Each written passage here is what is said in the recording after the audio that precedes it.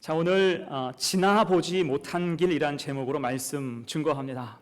자, 지난주에 우리는 가나안 초입에서 여호수아와 그 민족을 격려하시는 하나님 말씀을 봤습니다. 중대한 도전 앞에서 신앙을 배우라, 인생의 세팅값을 새롭게 하라 라고 하시는 말씀을 우리가 들었습니다. 자, 이어서 오늘은 실제 가나안에 진입하는 장면이에요. 요단강을 건너야 됩니다. 이때 하나님의 깊은 은혜와 배려를 우리가 볼 수 있어요. 흔히 미답지라는 말이 있어요. 미답지, 쉽게 말하면 가보지 않은 곳, 그것을 미답지라고 하죠.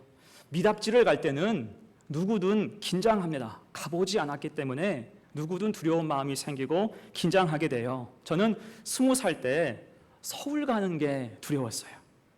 서울 가는 게 그렇게 마음에 두려웠어요. 가본 적이 거의 없으니까. 10년 이상 서울에 가본 적이 없어서 그런지 서울 가는 게 무척 두려웠습니다. 그래서 서울에 처음 갔을 때는 그저 전철을 의지했어요. 의지할 게 전철밖에 없더라고요. 전철이 좀 쉽고 싸니까요. 그때 종각에 가면 종로서적이라고 있었어요. 종로서적. 지금도 기억나는데 종로서적 3층에 가면 기독교 코너가 한층 전체가 다 있었습니다. 제가 신학생이기 때문에 그곳에 자주 갔어요. 근데 처음 그곳에 갔을 때는 종각에서 내려서 종로서적에서 책을 사고, 또 제가 영화를 좋아하니까 종로 3가에 단성사도 있었고, 당시에 피카디리도 있었고, 서울극장도 있었어요. 그래서 종로 3가에서 영화를 봐야지. 근데 어떻게 갈 줄을 모르겠는 거예요. 그래서 종각에서 종로 3가까지 전철을 탔습니다. 지금 와서 보면 종각에서 종로 3가는 한정거장이에요. 한정거장이고 걸어가면 5분 10분이에요. 근데 거리에 대한 감각이 없으니까 여기는 어디 나는 누구? 그러니까 제가 전철을 타고 종각에서 종로 3가까지 간 기억이 있습니다. 처음 가봐서 그런 거예요. 제가 또 외국에 처음 갈 때도 진짜 두려웠어요. 캐나다 토론토를 제가 가게 됐는데 직항이 없어서 밴쿠버에서 한번 갈아타고 토론토로 가야 했습니다. 지금 같으면 밴쿠버 너무나 아름다운 도시잖아요. 밴쿠버에 가서 좀 몇 시간이라도 넉넉하게 좀 머물다가 갈 텐데, 그때는 뭐가 그리 바빴는지 버스 환승하듯이 서둘러 갔어요. 그러니까 온통 생각은 내가 이 비행기를 놓치면 어떻게 되나, 국제 미아가 되는 거 아닌가, 이런 생각들. 짐은 제대로 갈까? 불안해서 여행을 제대로 즐기지 못했습니다. 가보지 않았던 길이기 때문이에요. 여러분, 우리 인생도 그렇습니다. 지금 우리는 다들 지나보지 못한 길을 가고 있어요. 우리가 다 그래요. 지나보지 못한 길을 가고 있습니다. 이미 인생에 대해서 많은 말들을 들은 것은 맞지만 실제 경험하는 것은 다 처음이에요. 그래서 너무나 생경하죠. 새롭고 어색한 경우가 많습니다. 저도 요즘 보면 죄송스러운 말이지만 노화가 오는 것 같아요. 이 노화가 옵니다. 어느새 흰머리가 굉장히 많아졌어요. 작년에는요 50견이 와서, 50도 안 됐는데 50견이 와서 진짜 힘들었어요. 자다가 어깨가 아파서 깨는 건 처음이었습니다. 양복 윗도리를 혼자 못 입었어요. 그래서 예배 제가 올라올 때 보면 혼자 거울 보고 생쇼를 다 해요. 이쪽 입었다가 저쪽 입었다가 막 그래요. 축도할 때는 손이 안 올라가가지고 억지로 몇 주 동안 이렇게 올렸던 기억이 있습니다. 그러더니 또 올해는 노안이 왔어요. 노안이 와서 이 초점이 서서히 빗나갑니다. 사실은 이렇게 될 줄 알았어요. 그럴 나이가 됐으니까. 어릴 때부터 다 들은 얘기 아닙니까? 흰머리 생기고 50견 오고 노안이 온다. 다 들어봤지만 막상 제가 겪어보니 새롭고 당황스럽습니다. 여러분, 우리 인생 전반이 그래요. 익숙하지만 생경해요. 아마도 하나님께서 부르실 때까지 이런 길을 가야 될 것 같습니다. 이제껏 지나보지 못한 길이고 또 갑작스러운 상황, 그 앞에서 우리가 부닥칠 수가 있는 거예요. 당연히 우리 마음에는 부담이 생기고 두려움이 생길 수밖에 없겠죠. 자, 오늘 가나안 땅, 요단강 앞에 선 이스라엘 백성도 그랬습니다. 그들에게 가나안이라는 말은요 이미 너무나 익숙한 말이었어요. 젖과 꿀이 흐르는 땅. 하지만 실제로 밟아보는 것은 이제 처음이에요. 이제 그 미지의 땅에 진짜 들어가야 됩니다. 특히 당장은 요단강을 건너야 돼요. 이런 상황 속에서 하나님은 그 백성을 어떻게 인도하셨을까? 곧 인생의 미답지를 지날 때 우리에게 꼭 필요한 것이 무엇일까? 교훈하시는 것 두 가지로 생각해 봅니다. 첫 번째, 믿음의 준비가 필요합니다. 1절과 2절 보세요. 또 여호수아가 아침에 일찍 일어나서 그와 모든 이스라엘 자손들과 더불어 시딤에서 떠나 요단에 이르러 건너가기 전에 거기서 유숙하니라. 사흘 후에 관리들이 진중으로 두루 다니며. 자, 이제 요단을 건너기 위해서 이스라엘 백성이 다들 집결해 있었습니다. 그리고 아주 중요한 말이 성경에 써 있죠. 사흘 후에, 곧 집결해 있는 상태로 사흘이란 시간이 주어진 것입니다. 여러분, 여기에서 이 사흘이란 시간의 의미가 굉장히 중요해요. 먼저 이 사흘은 준비의 의미입니다. 준비의 의미. 그래서 오늘 본문도 1절부터 13절까지는 준비와 점검에 대한 이야기예요. 곧 이 사흘간 무엇을 준비할 것인가? 하나님이 준비하도록 시간을 주셨기 때문이에요. 자, 그럴 때 무엇을 준비해야 될까요? 먼저는 기도를 준비해야 돼요. 기도로 준비해야 된다. 여러분, 우리에게 두려움이 생길 때 무엇을 해야 됩니까? 기도해야 할 줄로 믿습니다. 두려움이 엄습할 때가 있어요. 설이 내리듯 아주 서늘하게, 싸늘하게 우리 속에 두려움이 쌓일 때가 있습니다. 여러분, 그 두려움은 우리가 기도할 신호인 줄로 믿습니다. 두려움이 생길 때 기도해야 돼요? 그러면 담대히 감당할 수 있게 되는 거예요. 여러분, 안디옥 교회를 생각해 보세요. 그 교회가 이방 선교의 전초 기지가 된 이유가 무엇일까요? 그 교회는요, 늘 기도하는 교회였어요. 그래서 안디옥 교회를 소개하는 사도행전 13장을 보면 금식 기도에 대한 이야기가 2번 나옵니다. 먼저 그들이 금식하며 기도했을 때 성령의 음성을 듣죠. 성령의 지시를 받습니다. 바울과 바나바를 따로 세우라, 파송하라 말씀을 주셨어요. 문제는 당시 안디옥 교회가 개척 교회였다는 것입니다. 이제 막 성장하는 교회로서 교회의 중심되는 일꾼 바나바와 바울 아닙니까? 이들이 꼭 필요한 거예요. 그런데 결한간 그들을 파송할 것을 말씀해 주신 것입니다. 장기로 따지면 차와 포를 떼라는 것과 같은 거지요. 이에 안디옥 교회가 어떻게 합니까? 다시 금식하며 기도해요. 다시 금식하며 기도할 때 그것이 주님의 뜻임을 깨닫고 기꺼이 축복하고 안수하며 그들을 보냅니다. 곧 기도로 준비할 때 망설이지 않은 거예요. 우리 교회 어떻게 될까? 우리 교회 망하는 것 아닌가? 그런 게 아니고요. 기도하며 준비할 때 망설이지 않고 그들을 보냅니다. 왜요? 주님이 우리와 함께 하심을 알기 때문에. 여러분, 그 마음 가지고 나아갈 때 그곳이 선교의 전초 기제가 된 줄로 믿습니다. 그래서 우리도 기도할 때를 알고 기도를 잊지 말아야 돼요. 기도가 모든 것에 가장 중요한 준비가 된다라는 것입니다. 자, 그리고 그 다음으로는 말씀 앞에 서게 하죠. 기도 후의 말씀입니다. 3절, 4절 봅니다. 백성에게 명령하여 이르되 너희는 레위 사람 제사장들이 너희 하나님 여호와의 언약궤 매는 것을 보거든 너희가 있는 곳을 떠나 그 뒤를 따르라. 그러나 너희와 그 사이 거리가 2000규빗쯤 되게 하고 그것에 가까이 하지는 말라. 아멘. 자, 이것은 여호수아가 관리들을 시켜서 백성에게 숙지하게 한 말씀이에요. 핵심은 언약궤를 따라가라. 언약궤를 따라가라. 특히 여기서 언약궤는 하나님 말씀을 상징하죠. 곧 모든 것보다 말씀이 앞서가게 하라, 그런 뜻이에요. 모든 것보다 말씀이 앞서가게 하라. 언약궤가 2000규빗, 1규빗은 45cm니까 900m 정도 돼요. 언약궤가 900m 앞서가고 백성은 그것을 바라보면서 묵묵히 따라가야 한다는 것입니다. 여러분, 이 뜻이 참 중요한 의미를 가지고 있죠. 여러분, 우리도 말씀을 따라 살아야 돼요. 성도의 삶은 말씀을 따르는 삶이 되어야 할 줄로 믿습니다. 그럴 때 길을 잃지 않아요. 주님을 놓치지 않는 것입니다. 여러분, 그래서 말씀은 늘 선제적이에요. 기억하세요. 말씀은 선제적이다. 먼저 가셔야 한다, 그런 뜻이에요. 주일 예배 의미가 무엇입니까? 주일 예배를 통해서 한 주간의 길을 잡는 거예요. 주일 예배 말씀을 통해서 한 주간 길을 잡고요. 수요 예배 통해서는 재정비하죠. 그래서 주 후반의 삶을 살아갈 수가 있는 것입니다. 여러분, 제가 매일같이 새벽 예배 말씀을 유튜브에 올리는 이유가 무엇입니까? 말씀으로 하루를 시작하라는 거예요. 출근길에 들으시라고 매일 아침 6시에 제가 업로드해서 올리는 거예요. 문자는 그 외에 혹시나 늦잠 주무신 분이 계실까 봐 8시 가까이에 제가 문자를 드리지만 말씀은 늘 아침 6시에 올라가요. 왜요? 믿음으로 하루를 시작하시라고요. 말씀 따라 살도록 그 시간에 말씀을 제가 거기에 놓아두는 것입니다.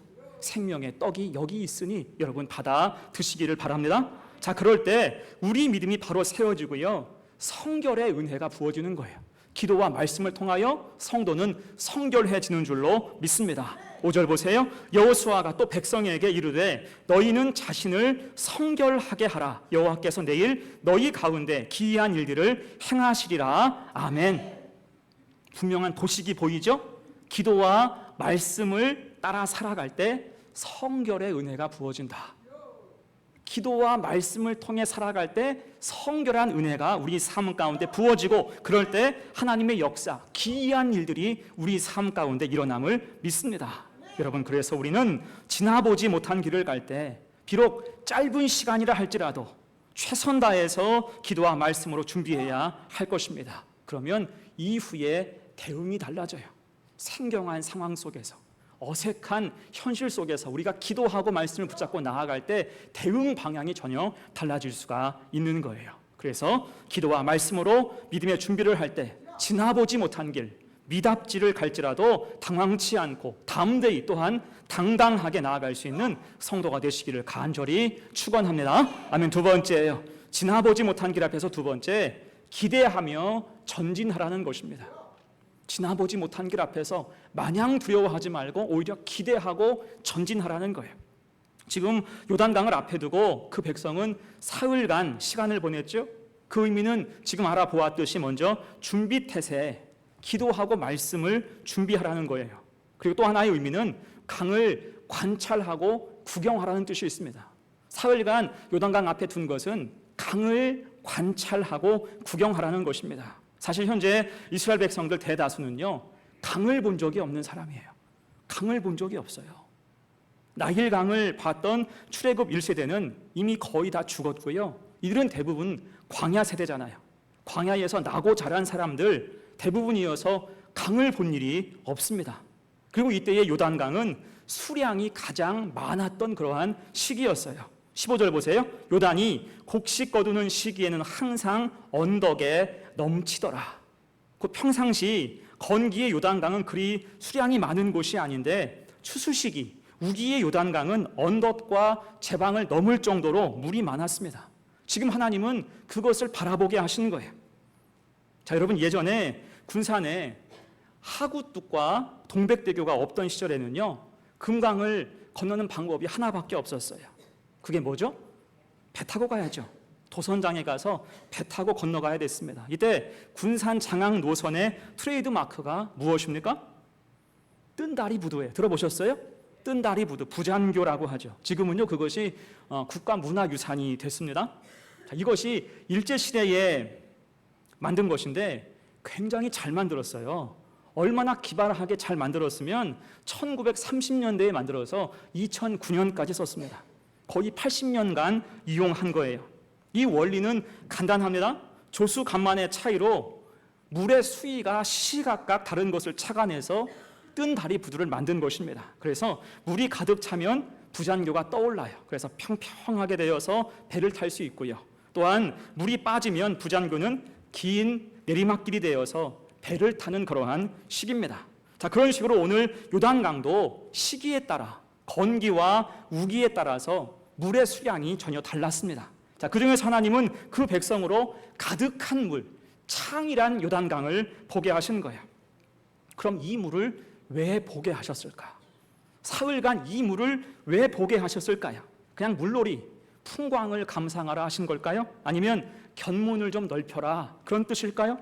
아닐 것입니다.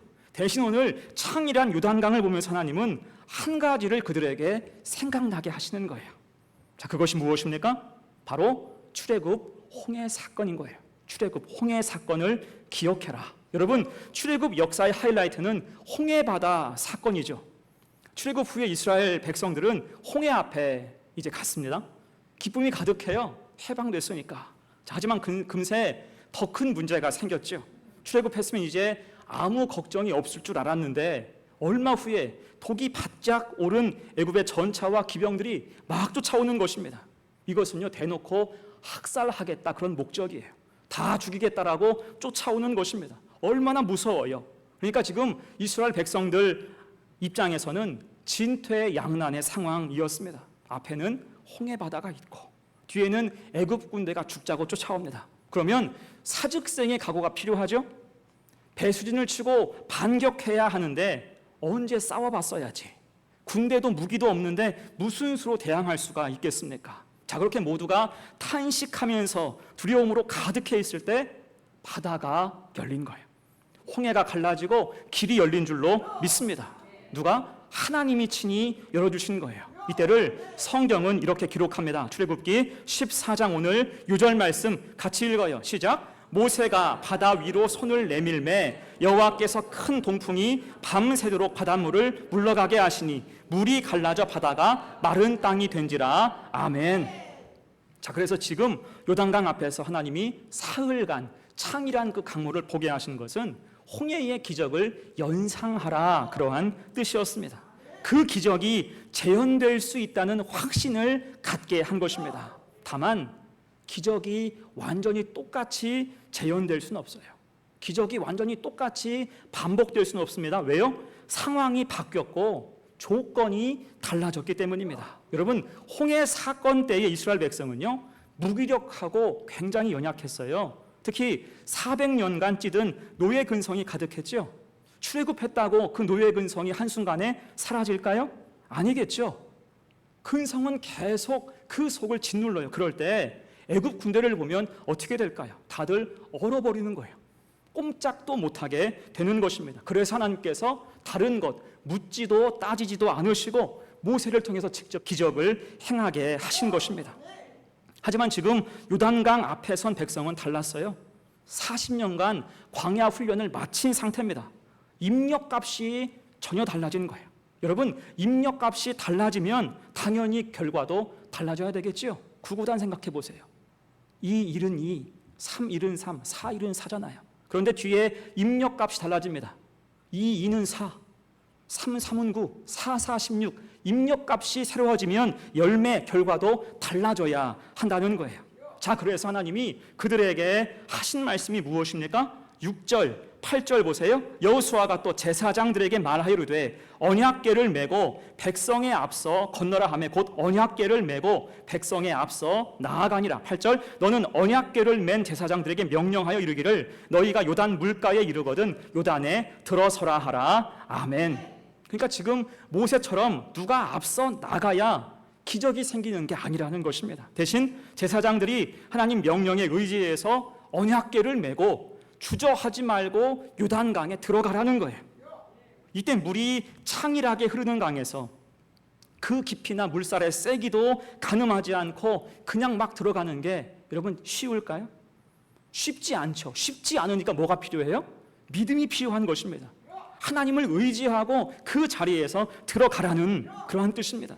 자, 이게 그들은 하나님 명령을 복명복창하고 들어가는 거예요. 하나님 명령하셨으니 복명복창하고 들어갑니다. 그것이 오늘 14절 말씀이에요. 같이 읽어요. 시작. 백성이 요단을 건너려고 자기들의 장막을 떠날 때에 제사장들은 언약궤를 메고 백성 앞에서 나아가니라. 아멘. 자, 그럴 때 여러분, 오늘 본문의 특징이 무엇입니까? 오늘 본문은요, 말씀에 대한 복명복창이 분명합니다. 이게 굉장히 중요한 포인트예요. 여러분, 복명복창이 무엇입니까? 복명복창은 받은 명령을 그대로 행하는 거예요. 그러한 뜻이 있습니다. 이를테면 군대는 복명복창이죠. 그게 기본입니다. 명령에 살고 명령에 죽어요. 명령하면 복창하고 그대로 해야 맞는 것입니다. 그래서 오늘 본문도 비슷한 내용이 계속 반복되고 있어요.